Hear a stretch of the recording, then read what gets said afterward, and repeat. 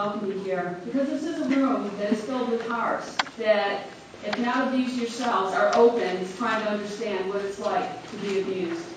What I'd like to do is just share a little bit of what my life was like living in a home with violence, domestic violence, child abuse. You look at me today and you think, nah, not Debbie.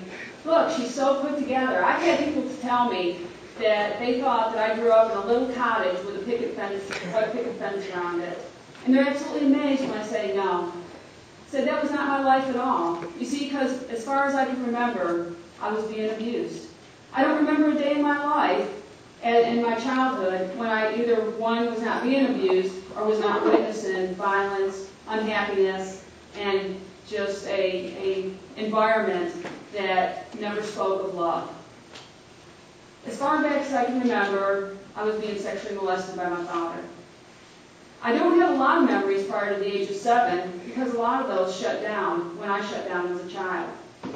You see, they say that there's 3 responses that you can have when you're, or 2 responses you can have when you're afraid, and it's either fight or flight. But there's a 3rd response, a response when you have nowhere to run, when you're not big enough or capable of fighting, and that's freeze. It was not a place where you would want to be a child in. I was abused sexually, emotionally, physically, and the people that were supposed to keep me safe, the ones that were supposed to love me, really did not do a very good job of that. There came a time in my life when I asked God even, what's wrong? And I think the greatest betrayal, not only that my parents weren't there for me, but was because I didn't understand.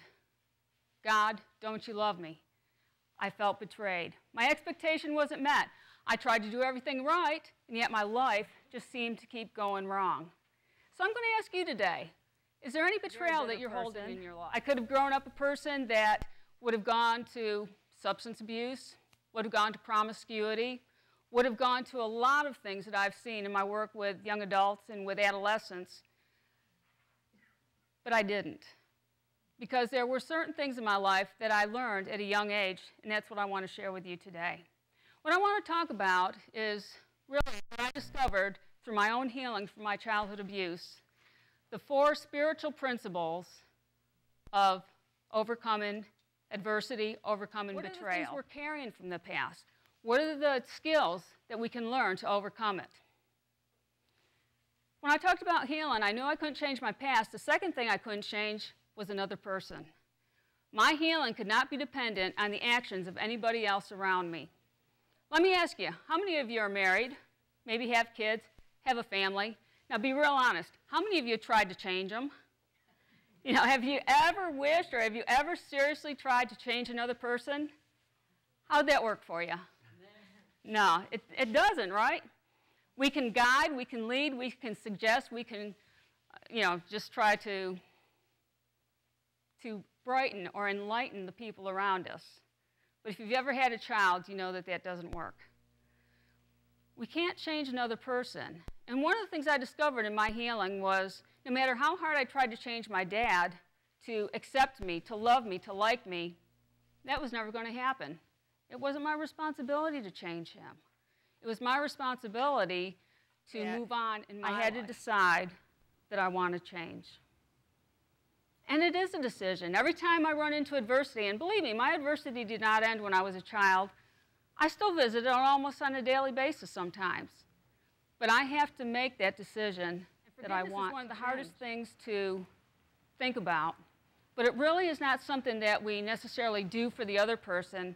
We do it for ourselves.